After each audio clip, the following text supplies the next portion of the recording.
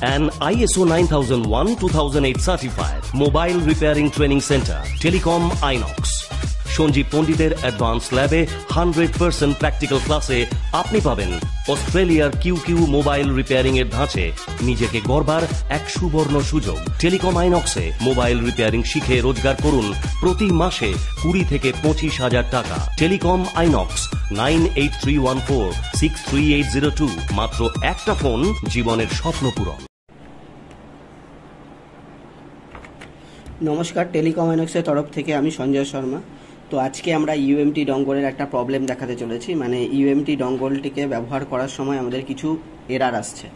যেমন বেশিরভাগ ক্ষেত্রে আমাদের যেটা দেখা যাচ্ছে যে ইউএমটি কিউসি ফায়ার বা ইউএমটি এমটিকে এগুলোর কাজ করতে গেলেই আমাদের কিছু এরার আসছে। তো দেখে নিই আগে কি ধরনের এরার আসছে।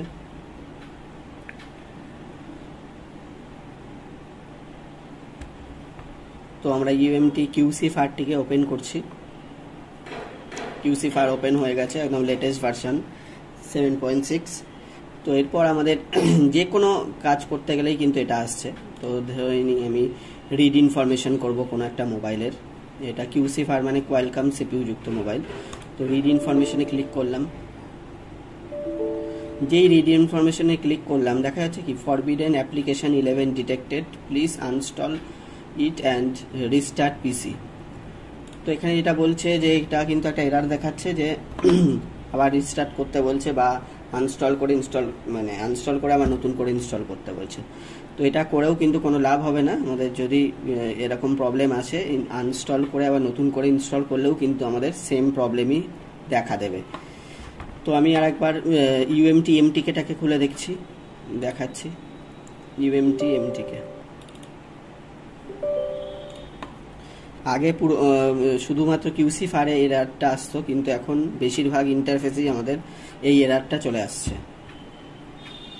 তো একবার আমি এমটিকেটা খুললাম। তো এমটিকে খোলার পর আমি কোনো কিছু করতে গেলেই এখানেও দেখছি রিড ইনফরমেশনে ক্লিক করেছি, দেখুন সেম জিনিস আসছে। ইউএমটি মাল্টি টুল এমটিকে, এই যে forbidden application 11 detected, please uninstall and restart PC. তো দেখা যাচ্ছে এখানে কিন্তু আমাদের কাজ করতে পারছি না, আমরা কোনো কিছু করতে গেলেই আমাদের এই মেসেজটা এসে দাঁড়িয়ে থাকছে। তো এই প্রবলেমে অনেকে কী করছে, কম্পিউটারেরটাকে আবার ফরম্যাট করে দিচ্ছে পুরো টোটালি।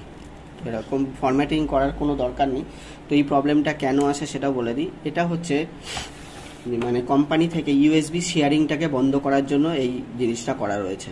মানে ইউএসবি শেয়ারিং মানে আমি এই কম্পিউটার থেকে অন্য কারোর কোনো প্রবলেম যদি থাকে, ফ্লেক্সি হাব বা আমাদের এই সমস্ত বিভিন্ন সফটওয়্যারের মাধ্যমে আমরা যেগুলো ইউএসবি শেয়ারিং যে ইয়েগুলো আছে সফটওয়্যারগুলো, তার মাধ্যমে যাতে আমরা কোনো কাজ করতে না পারি, তার জন্য এটা করা।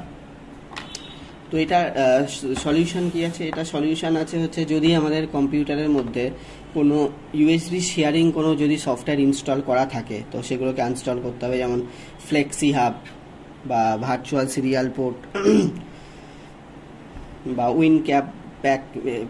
উইন প্যাক বলে একটা সফটওয়্যার আছে, সেগুলো যদি থাকে আমাদের কম্পিউটারে, কিন্তু এই কাজগুলো মানে এরকম ধরনের এরার আসতে থাকবে। তো এটাকে আমরা কিভাবে সলিউশন করব? তো আগে দেখে নিই আমাদের এই পিসিটার মধ্যে কি ইনস্টল করা আছে।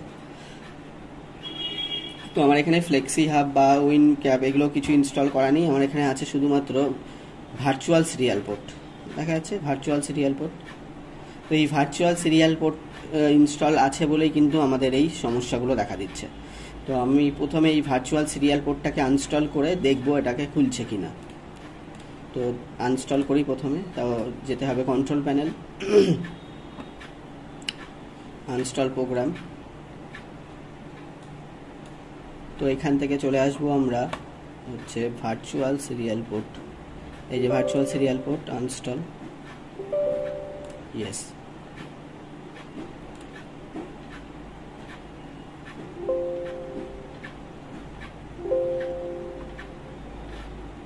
তো এখানে যেটা দেখাচ্ছে যে কম্পিউটারটাকে আমাদের রিবুট করতে বলা হচ্ছে।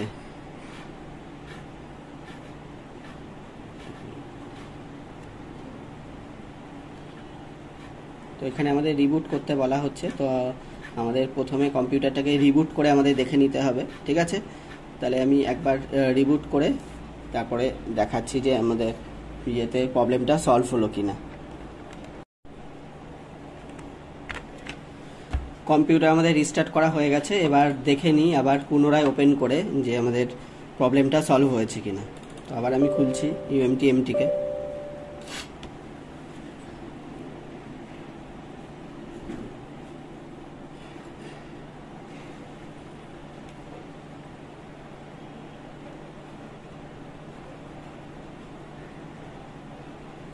খোলার পর একবার রিড ইনফরমেশন করে নিই।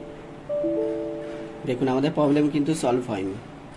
ভার্চুয়াল সিরিয়াল পোর্টটাকে আনস্টল করার পরেও আমাদের কিন্তু প্রবলেম সলভ হয়নি। ভার্চুয়াল সিরিয়াল পোর্ট আনস্টল করার পর আমরা আবার পুনরায় খুললাম, কিন্তু আমাদের যা প্রবলেম ছিল সেমই রয়েছে। তো এরকম যদি সমস্যা হয় তাহলে কি করব? আর কেন আমার এখানে এই কম্পিউটারে কোনো ফ্লেক্সি হাব বা ভার্চুয়াল সিরিয়াল পোর্ট আর কোনো শেয়ারিং কোনো অ্যাপ্লিকেশন কিন্তু ইনস্টল করা নেই। তো আমি একবার কন্ট্রোল প্যানেলে গিয়ে আপনাদের দেখিয়ে দিই কী কী সফটওয়্যার আছে এখানে।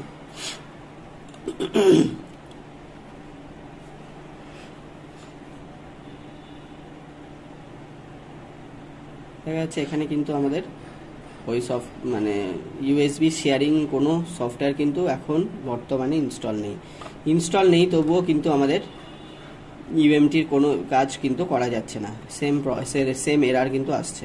তো এরকম সমস্যা এলেই আমাদের যেটা করতে হবে সেটা হচ্ছে ডিভাইস ম্যানেজারে যেতে হবে। দিস PC ম্যানেজ,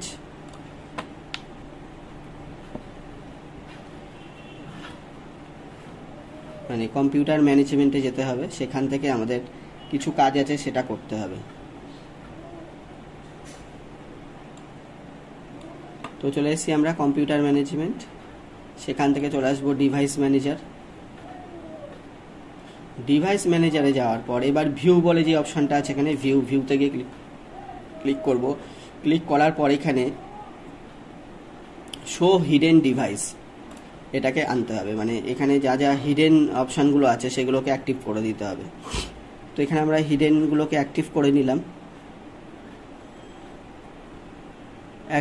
অ্যাক্টিভ করার পর এবার আমাদের এখান থেকে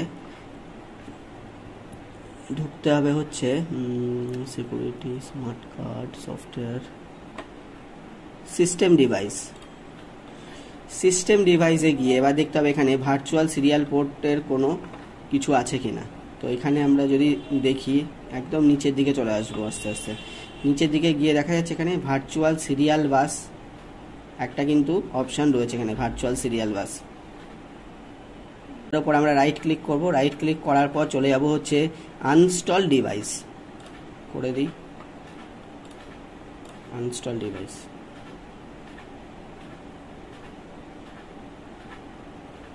তো এটা আনস্টল হচ্ছে ভার্চুয়াল সিরিয়াল বাস এমুলেটর, এটাকে আমরা আনস্টল করে দিলাম এখান থেকে।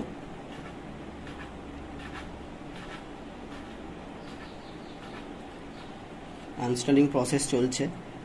তো এটা আনস্টল হয়ে গেছে, এখানে এটা আনস্টল করা হয়ে গেছে। আর একবার দেখে নিই সার্চ করে যে আবার পুনরায় চলে আসছে কিনা। দেখুন আমি সার্চ করেছি, এখানে কিন্তু আর ভার্চুয়াল সিরিয়াল পোর্টের কোনো অপশান কিন্তু আর আসছে না। এবারে আমরা কি করব, এটাকে ক্লোজ করে বেরিয়ে যাব বাইরে।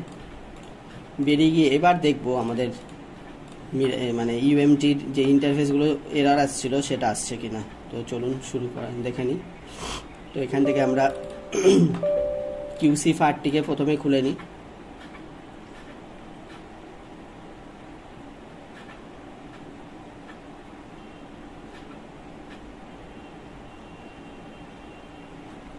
QC ফারটা ওপেন হয়ে গেছে। এবার আমরা জাস্ট রিড ইনফরমেশনে ক্লিক করে চেক করে নিই যে আমাদের ওই যে এরর মেসেজটা আসছিল সেটা আর আসছে কিনা। দেখুন আমাদের কিন্তু আর কোনো এরর মেসেজ আসছে না, মোবাইল কানেক্টিংয়ের প্রসেস কিন্তু দেখাচ্ছে এখানে। ক্লিয়ার, তাহলে আমাদের প্রবলেম কিন্তু সলভ হয়ে গেছে। যেটা আমাদের এরর আসছিল যে কোনো অ্যাপ্লিকেশন খোলার সময় মানে UMTর QC ফার বা মানে UMT MTকে কোনো ইন্টারফেস খোলার সময় যে এররটা আসছিল, মানে কাজ করার সময় যে এররটা আসছিল, এখন কিন্তু আর সেই এররটা নেই। তো এটা হচ্ছে QC ফার। আমি আর একবার MTকেটাও ওপেন করে দেখিয়ে দিই।